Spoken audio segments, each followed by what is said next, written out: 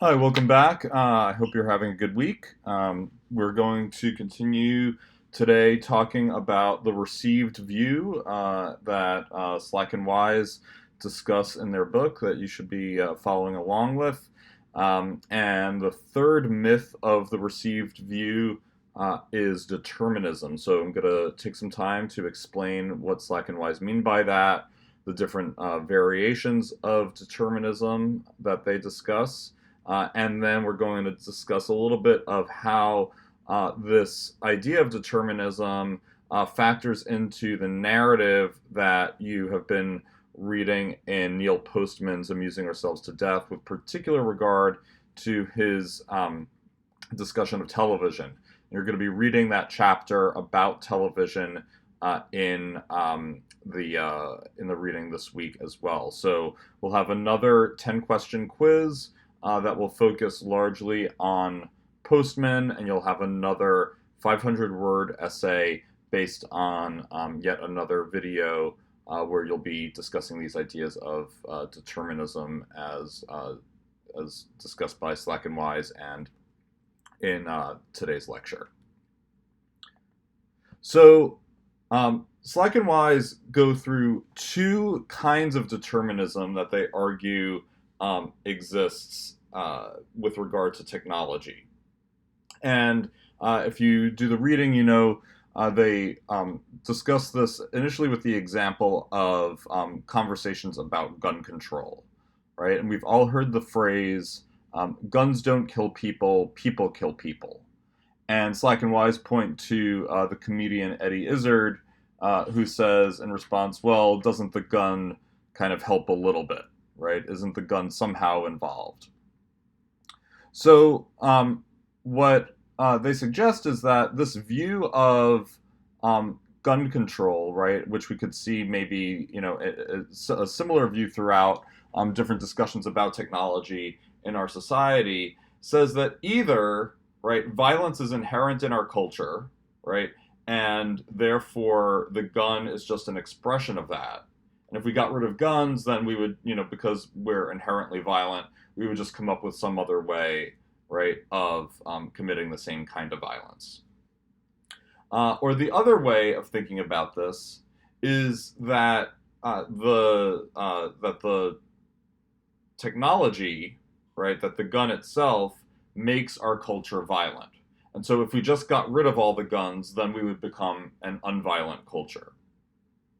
Slack and Wise say that both of these views are flawed, right? That because if we remember again, going back to the first lecture and the introduction, part of their whole reason for going through these different myths about technology is so that we better understand that technology and culture are interconnected, right? That rather than saying technology influences culture or culture influences technology, what we're trying to do is see how these things work together within what they call a technological culture. This belief that either technology is wholly influential on culture or that culture is wholly influential on technology are kind of two sides of the same coin, they argue. So, on the one hand, technological determinism puts the technology in the driver's seat. This is the view, as they say, that the technical base of a society is the fundamental conditions affecting all patterns of social existence. If we understand the technology of a society, we could predict what that entire culture, what that entire society looks like. So the technology defines the culture. At the same time, the second piece of technological determinism they discuss is that changes in technology are the most important source of change within a society, right? The technology itself causes change. And we hear this way of speaking all the time, right? Because of the internet, I'm able to take classes at home in my pajamas. Because of social media, we're becoming too distracted by our phones, right? We don't have an attention span. Because of video games, young boys want to commit acts of violence. These are deterministic kinds of arguments because it's saying that the technology is creating a particular kind of culture and is fully either to blame or fully to praise, dependent on what the claim is. So here's where we can think about, right? If we look at history and the way that forces influence the direction of history, technological determinism puts technology as the agent, right? And we can see this in some of the claims, and I'll get to this in a little bit more detail in a minute, but in some of the claims that Neil Postman makes, right? And so even as we've been reading Postman to kind of get a sense of the role that technologies have played within society, it's important also to realize that he is really an advocate of this view that that Slack and Wise are attempting to critique, right?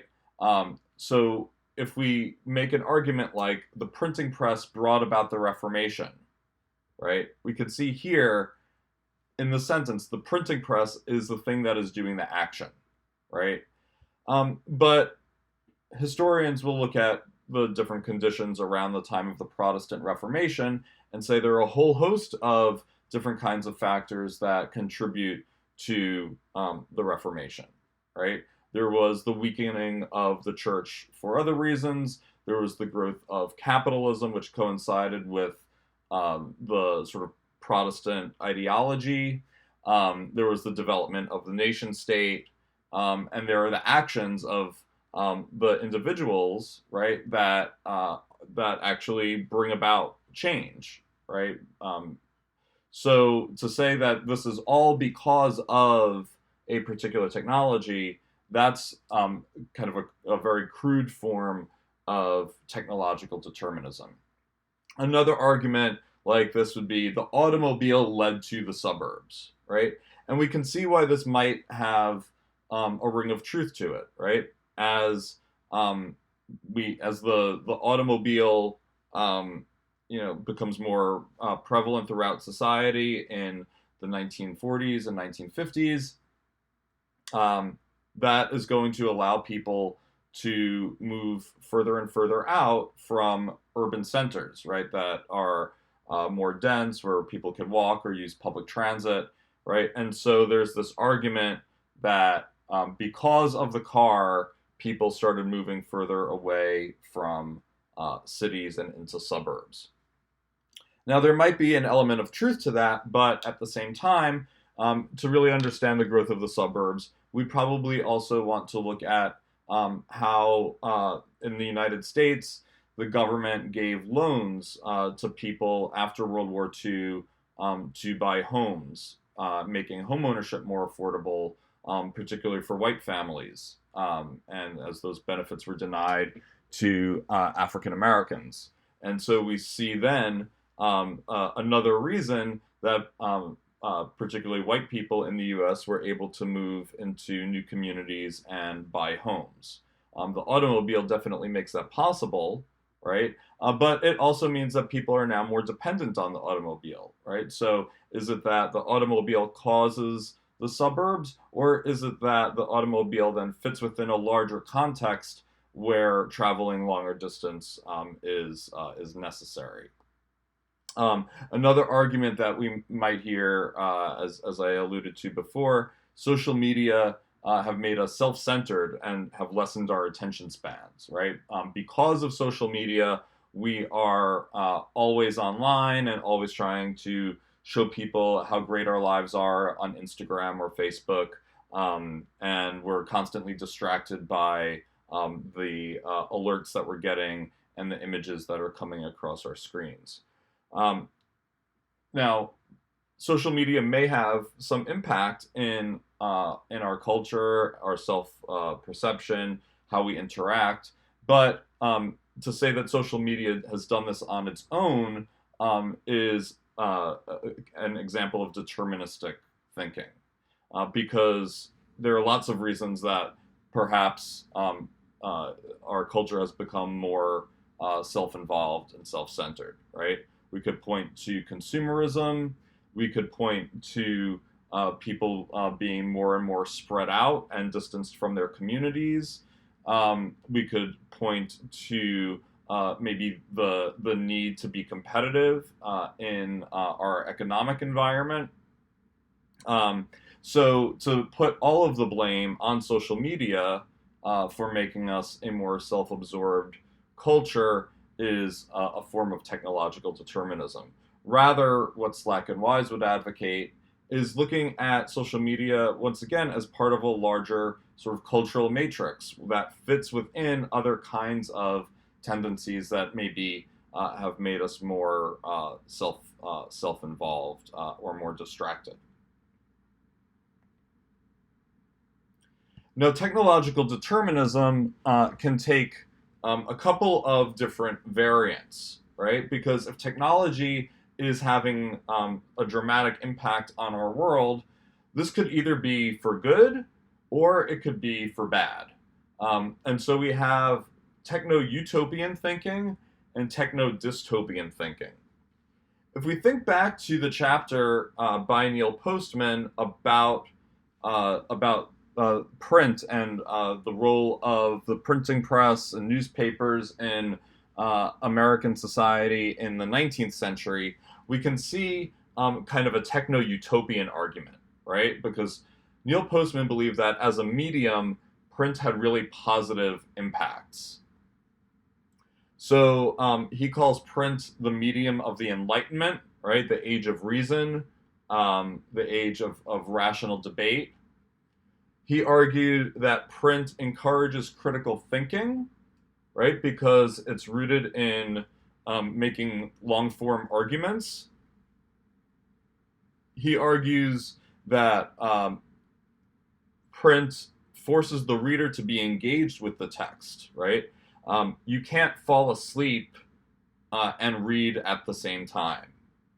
You can't read multiple things at the same time. And so rather than other media, right? Like if you think about how we surf the web and hypertext, right, encourages us to move from one thing to the next, or especially if we do that on a mobile device, right? We might have many different things, coming at us at once between text messages, email, social media, reading a news article on a web browser. All of these things are functioning simultaneously. That doesn't really help us engage with one long-form argument, right? A newspaper is quite different than that, or a book for certainly, right, is different than that. And what Postman argues is that because of those attributes of print, that newspapers and print culture was good for democracy. So for Postman, a utopian world, right, the sort of best, most optimal kind of society would emerge out of a print culture. On the other hand, as you'll read this week, Postman sees television, writing in the 1980s, that television was creating a dystopia, right? So everything that he argues was good about print, he says is wrong with television, right? If print was the medium of the Enlightenment, he says that television is the medium of the age of show business, right? This is not about rational argument. This is not about civic engagement. This is about pure entertainment, right? So television for Postman discourages critical thinking, right? He says that everything that happens on the screen is kind of a flat experience. And even something that's supposed to be educational really doesn't engage us in the way that print would. He argues that the thing that we really learn from television is to be a spectator, right? And to expect to be entertained. So even serious conversation, even what we might think of as quality news programming, things on public television, on PBS, educational shows for children like Sesame Street. All of this really encourages the viewer to be passive and to consume and to be kind of mesmerized by a spectacle. Um, and for Postman, this is a problem because it's bad for a democracy, right? To have people who are disengaged, who aren't engaged in critical and rational debate, and who are kind of just sitting on their couches like Beavis and Butthead, and waiting for immediate gratification through media. So this is his kind of dystopian view of what television has made our society. These views, though, overlook the ways that technology require involvement and participation of people in their development and use. Technologies don't fall from the sky. They aren't handed down by a higher power. They exist as a result of choices that people make, and importantly, that institutions make. So, what kinds of technologies are developed and deployed and are successful is largely, in reality, the result of investments in research and development, marketing, and laws and regulations that then govern those processes and may govern those technologies themselves. We haven't been given nuclear weapons by anybody other than those who have invested in and done the research and actually produced those weapons. So if we think about something like nuclear weapons or like drones as just a reflection of or as something that inherently exists, then it becomes a really difficult challenge to figure out, well, how do we maybe mitigate their effects, right? How do we change them? Or how do we live in a more safe society, right? Because we just assume then that the technology is there in and of itself, right? But in fact, we have nuclear weapons because we create them and we purchase them and create them through our military budget. So we overlook the possibility of actually changing things through our collective politics if we just assume that these technologies kind of have minds of their own. That said, technological momentum, right, as Slack and Wise refer to it, or what some people call path dependency, does make it seem as though that technologies may play a role in shaping our culture, because once we have nuclear weapons, right, it's incredibly difficult to dismantle them. And there is kind of a sense that, well, if we don't continue, to grow our military weaponry, then we're going to fall behind. And so it seems then like the technology itself, right, is then driving forward the growth of a militaristic culture. But what that moment, right, when we become path dependent, or once we reach technological momentum, what that does is it kind of blocks our way of seeing the history of how we arrived at that place in the first place. So the flip side of technological determinism is what Slack and Wise call cultural determinism. And this is a view that says that culture is the cause and technology is the effect, right? That all of us as a culture have created um, the technology, and that technology is merely the outgrowth of our values, feelings, beliefs, and practices. Um, and therefore, changes in culture result in changes in technology. So if we go back to the example of gun control, the cultural determinist argument is the one that you'll often hear from the NRA, right? Guns don't kill people, people kill people. That our culture is violent, and we could try to get rid of guns, but it's not going to do anything because it's just violence is ingrained in our culture, and there's nothing to be done about it. What this overlooks is that the role that technology plays within the culture itself. So Slack and Wise argue that it lets the technology off the hook completely, right? Certainly, there's violence in all cultures, right? And we may argue that violence is part of human nature, but having a society where guns proliferate probably magnifies or maybe makes our culture more violent, right? It certainly doesn't do anything to make it less violent. So it's not that culture plays no role in our gun violence, but as Eddie Izzard says, right, certainly the gun helps. Um, so technologies also, as Slack and Wise say, don't always reflect the culture's desires or demands, right?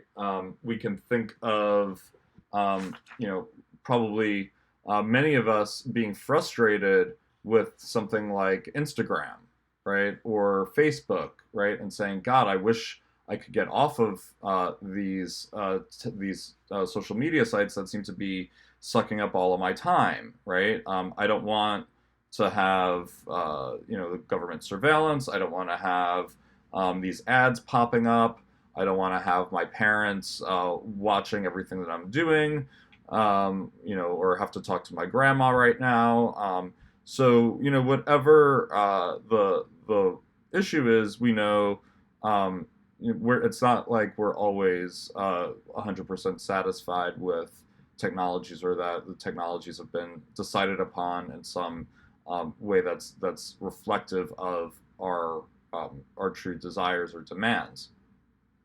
And we see this if we look at, as Slack and Wise point to, some of the unintended consequences of technologies, right? If we look at the automobile, right, while probably many of us appreciate the convenience of the automobile, we talked about convenience last week, right?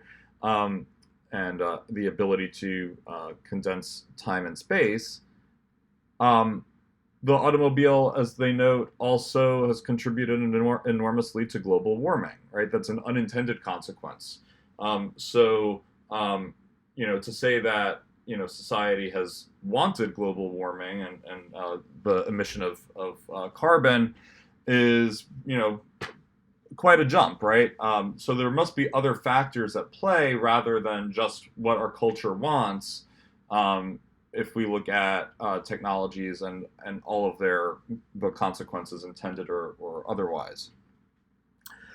And then what Slack and Wise say is that to be a cultural determinist is to really believe that we can only be optimistic about technological change, because as those unintended consequences of technology are experienced, a cultural determinist says that a crisis like global warming, for example, creates new solutions or creates the opportunity for new solutions through technology to address those unintended consequences, right? So because we now have a need for cars that do not pollute, we will inevitably now move towards electric vehicles or to forms of renewable energy. And while there's certainly some movement in that direction, there are many, many other reasons, right? If we look at the power of the auto industry, the power of the petroleum industry, um, and maybe the lack um, of resources available for people to buy new cars that use renewable energy, the infrastructure necessary to have charging stations, right? All of these are things that might inhibit the deployment of electric uh, cars.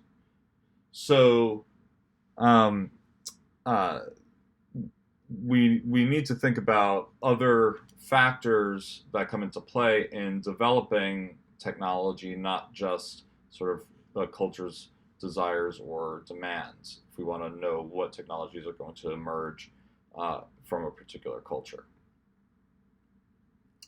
So, with all of that in mind, I want you to read the Postman chapter, which is online, and I want you to watch the BBC documentary "How Facebook Changed the World." And you can probably tell from the title, right? We said if the subject, right, of the sentence is the technology, right? And it's the technology that's creating the change. We need to be kind of mindful of those myths of determinism. So you're going to watch the documentary. It's an hour.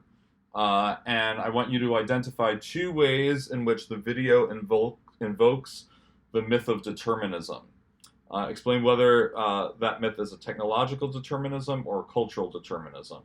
And then drawing from Slack and Wise, explain why this view is a limited interpretation of the relationship between technology and culture. So I will post all of that for you. The essay will once again be due on Monday at 5 p.m. The quiz should be done by Friday at 5 p.m. So again, if you have any questions, please let me know. Feel free to use the online forum to ask me or your fellow students things to prepare for the assignments this week. I will also be posting for you your the prompt for your final essay later this week in advance, because it's going to be 1,000-word essay rather than a 500-word essay. And I want you to have the time to start to get a jump on it. So once again, I hope you have a good week, and I will quote unquote see you in later this week. Okay, bye bye.